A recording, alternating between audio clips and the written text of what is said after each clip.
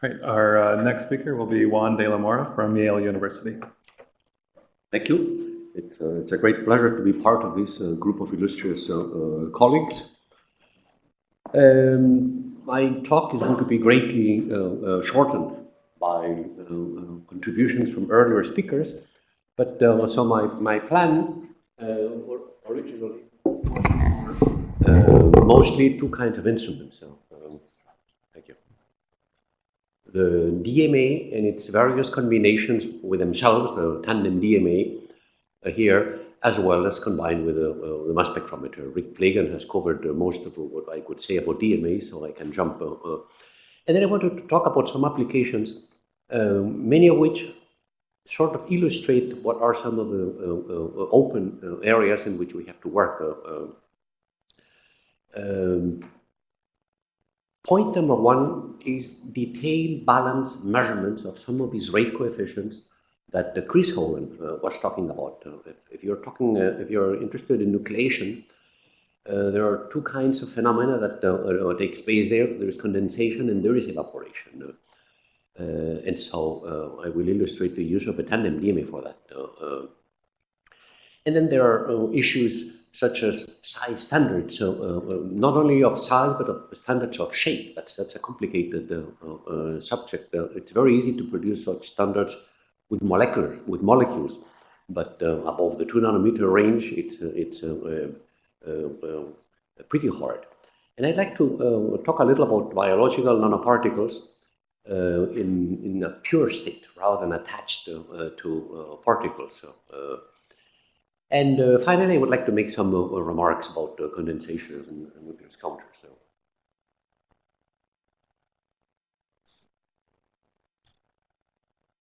So this is a DMA. You all know what it is, and so on to move forward.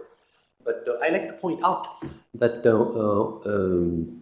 Doug Workshop is going to talk about time of flight ion mobility spectrometry later on, which is instrument that the chemists, most chemists like to use.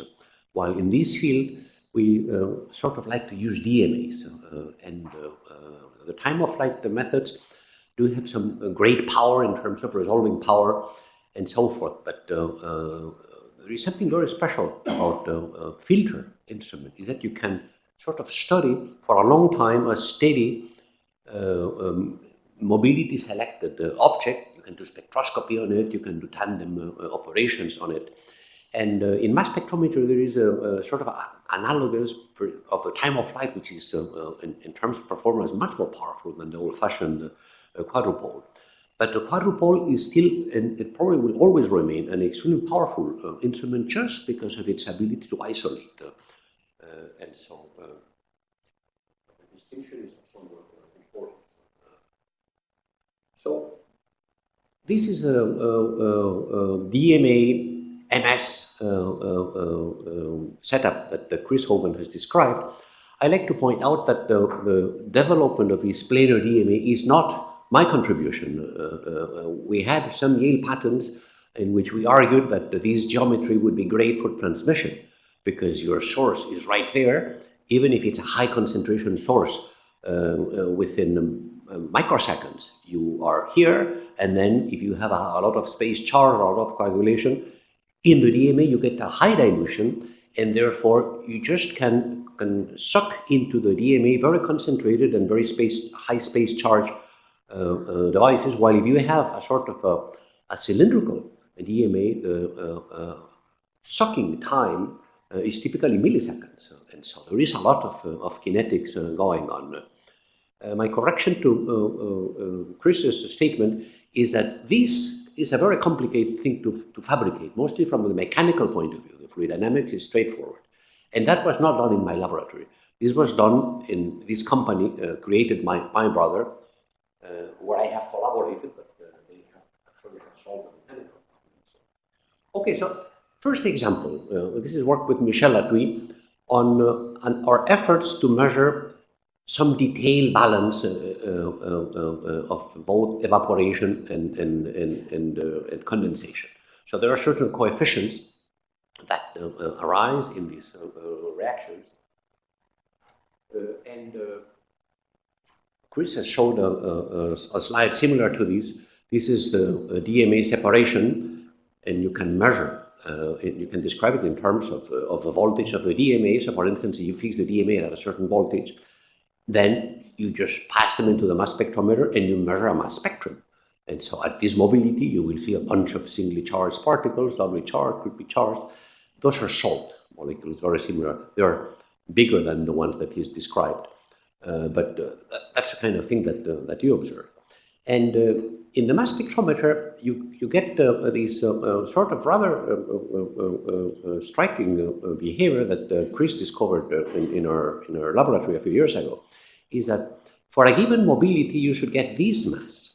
But in fact, you get this mass and that mass and that mass and that one. Each of those represent a loss of a single molecule of this cluster. So if this guy has 6 molecules of salt, this would have 5, 4, 3, 2, and 1. And so the mass spectrometer is ingesting this guy. But as your ions go through the heating RF fields that sort of concentrate the ions in the axis and get rid of the gas, they are heated, and so they kind of turn to something else. And this is almost an avoidable problem, which makes it pretty hard to study clusters by mass spectrometry. This is in fact why Chris was studying the absorption of water based on DMA, not based on mass. In any case, if you were to believe that this evaporation is going on, then here you have it going on in a reproducible fashion. Here you would have a detailed balance because you have the concentration of this fellow, and then you have the concentration of that fellow, and if you knew more or less the times that they have, you could figure out the rate at which these individual loss takes place. Unfortunately, that doesn't work because you don't have a well-controlled thermodynamic state. You have an ion, it loses a piece, it cools, it's in a vacuum, there is RF heating. And so the approach that we're using is following in the steps of Pitt McMurray, which is to put 2 DMAs in series. This DMA has enough resolution to select one cluster, then you pass it through a chamber in which you control the residence time. You could, in principle, put some vapor in this chamber, but if you wanted to study condensation, but we will not put anything, and then we will study evaporation. And then you pass this to a second DMA. The kinds of things that you see are sort of very rich. So suppose that I put my first DMA at a certain voltage, let's say this voltage here, and it's supposed to select this ion. And now, this is the first voltage. Now I scan over the voltage of the second DMA, and it appears at this voltage. This line here corresponds to clusters that have exactly the same mobility on the first DMA and the second. And anybody who departs from this line is doing something in between. And so the kinds of things that you see that happen in between, for instance, this fellow that first appears at 1 kilovolt, and the first, should have appeared at 1 kilovolt if it hadn't reacted, appears at less voltage, and it means that it's more mobile. This is just one loss of one molecule seen in the DMA. This happens at 40 degrees. If you were to do the same experiment, I guess they should be 30, they should be 40. You get more of these conversions. And in fact, if you go to 70 degrees, there is this huge line of reactions that you observe. So this would be very much the same thing that we were seeing in the mass spectrometer, but now the thermodynamic state is well controlled. And there are other transitions that are kind of interesting. For instance, these the main line, the guys that haven't done anything, some of them move to the left by evaporation of a neutral, but some of them move to the right by evaporation of a charge. So these guys are less mobile. So this line here correspond to doubly charged objects which have lost one charge in the transfer from the first DMA to the second. And in fact, most of these, there is complete conversion. You don't see anything here. So there is, even in millisecond times, there is an exceedingly rich range of reactions. And so Now I want to look at the process of evaporation of the neutrals, but instead of, this is the same photograph I've shown before, but it's kind of, now the voltages here are positive instead of being negative, so you should sort of change the sign or flip it to the right. But this is the main line, the guys that have exactly the same mobility on both DMAs, and those are the products of evaporation, of charge. So this guy would be doubly charged here, but it's moved a singly charged there. And I'm labeling them by the number of neutral molecules that they have. And I know exactly what they are, not through the mobility measurement, but through the mass measurement. That tells me what the mobility is of a certain cluster before it does anything. And those are more interesting or easier because they are isolated from this mass here. And once they are isolated, it's easier to see the transfer resulting by charge loss. So, and it's shown not by charge loss, by neutral evaporation. So this is the same thing, but now with negative voltages. I'm sorry for the confusion. And so, for instance, if I select on the first DMA this cluster, I will see a peak here, which is the unmodified one, and then I see one that has undergone one loss of neutral and then a second, and so forth. You can do that. You can do the same. Well, I guess I have to use this. You can see the same here, but it's easier. And those are too small. So if you want to sort of study evaporation and compare it with the Kelvin limit, of course you have to go to big sizes. So if you put these data together, if you cut along this line, you will see a relatively first peak, a second peak, a third peak. And they are sort of shown here, each for each cluster. The measurements are in duplicate, but you just can sort of count the abundance of these various ions, and then just by doing between balance kinetics from these abundances, you can obtain the kinetic coefficient for neutral evaporation, which I'm calling it K. Since you know the residence time, you know the surface area of the cluster, essentially based on the number of ions. So if you plot the logarithm of this versus the size, then you sort of would get the coefficient this quantity is essentially proportional to the vapor pressure that governs evaporation. And the Kelvin curve would tell you that the smaller they are, the more volatile they are. But in fact, what you observe here is that as you increase the curvature, which is the same as decreasing the size, you decrease the vapor pressure. And so we've had this data stored in a drawer for a while because we took for granted that nobody would believe them. But now Chris has been doing alternative measurements, and he comes up with similar conclusions. I think that the reason why this behaves so anomalously is because those are ionic materials. And so when there is evaporation, what evaporates is a dipole. And there is interaction between the dipole and the ion. The dipole is initially attracted to the drop, but if it flips, then it is repulsed. And so that's an example of the kinds of things that you can do with decay balance. You can also go to this region here and then look at even smaller clusters. And we're doing it here. And so you can sort of extend this line. And then what you discover is that globally it sort of goes the same way, but there are some exotic points there, just because at such small sizes, the phenomenon of evaporation and condensation is very peculiar. There are some very highly stable clusters, just because of their symmetry, which do not evaporate or evaporate perhaps 1,000 times. And there are other guys which are particularly volatile, and so you see them there. All right, so let me now move on to the area of size standards. And this is sort of in collaboration with Mike Zachariah, who has done some great work with viruses. And so One of the motivations is if you sample plasma from someone, there are biological methods to sort of figure out what the kinds of viruses which they have in their blood system. But there is this technique that was developed almost 20 years ago by Stan Kaufman at TSI, in which if you produce an aerosol by electrospraying this suspension of viruses or proteins or whatever, and you reduce them by some sort of a neutralizer, then you get singly charged objects, and if you measure their mobility, you can get the range of sizes, and from the range of sizes, you can sort of get a first approximation to what kinds of viruses they are.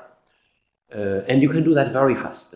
You may have to do some biological confirmation there. The main problem of this technique is that the peaks that you get for purified materials are very broad. And this is sort of a collection as a function of the diameter of some of these objects. The big ones are all viruses above 20 nanometers. But some of these are proteins.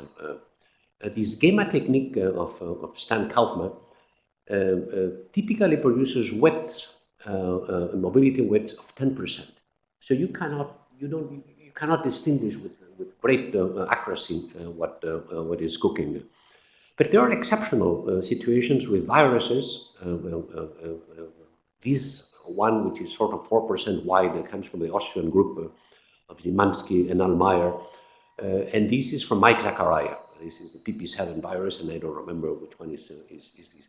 So it seems that with the suitable cleanup process, you can have a quite discriminating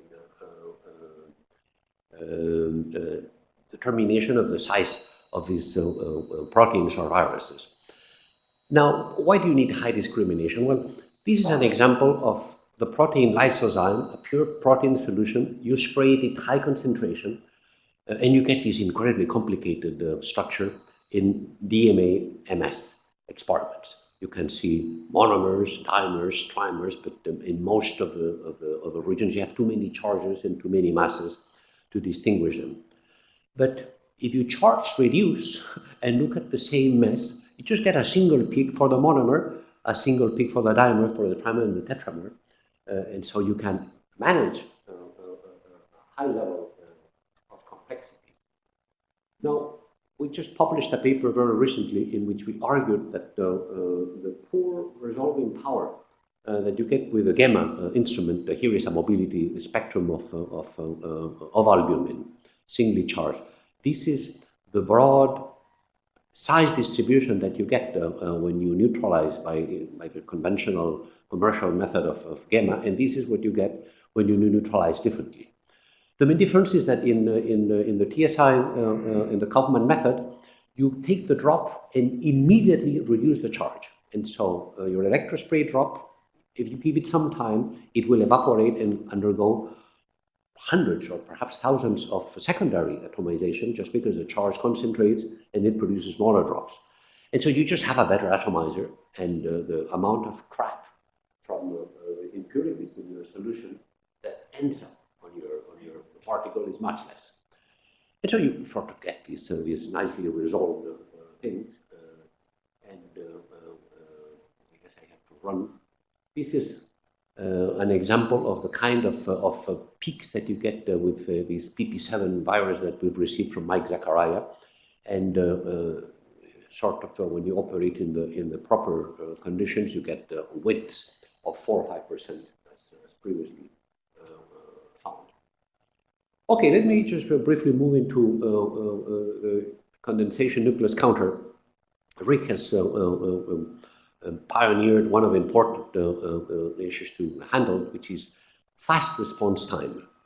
There is another thing in which a good CPC is great, is that you can determine sort of the Kelvin diameter. You can characterize, for instance, if you have a virus, you could characterize it by its mobility size, but also by its nucleation or Kelvin diameter size. But in order to do that with high resolution, you need a very well-resolved supersaturation. And that's the kind of thing that Wagner and his colleagues in Vienna have been able to do. But it would be great if we had a commercial instrument or an easily made instrument which would allow you to determine nucleation size with great resolving power. And in particular, for the virus work that I was describing, if you have a virus that has sort of many spikes, as illustrated in the previous talk, the condensation measurement would not see these spikes because they have high curvature. But the DMA would see these spikes. So you can, by an approach like that, sort of infer online very fast some virus properties. So what I would like to argue now, based on actual data, this parameter here is some sort of a supersaturation parameter. It's proportional to the log of the supersaturation that you require. And these various curves correspond, with the continuous lines to theory, to different sizes. So this would be a small particle which requires a high supersaturation. This would be a big particle which requires a small supersaturation. And what I intend to illustrate is that classical nucleation theory, which of course you don't need to believe, predicts that this jump is very sharp. And in fact, if you go to dimensions of tens or perhaps hundreds of nanometers, the change in not the log of S, but S itself, from 0 activation to 100% activation, could be as little as 1%. And so you could have a very high resolving power instrument. Now, if you do typical experiments with particles, and those are from the Vienna group, you see that they are not sharp. And the reason is that there is heterogeneity in the nature of the surface. And so each particle of the many that you have are different. And so you get your sort of getting a convolution. But in these sort of big gray curves, you have data for single molecules selected by a DMA. This is also data from Winkler and Wagner. The sharpness of these curves is, as you would expect from theory. And there are also some data of our own based on mixing turbulent CPC. We couldn't understand why a device that has this range of supersaturations has almost a sharp response as a Vienna inhibitor. It's not quite as sharp. Rick Flagan explained it to me this morning, and I'm sure he could explain it to you later on. So the point is that there are already data out there that if you have objects which are identical, such as viruses, you can size them with great accuracy with CPCs. And so that was the last example of I wanted to illustrate. Thanks for your patience.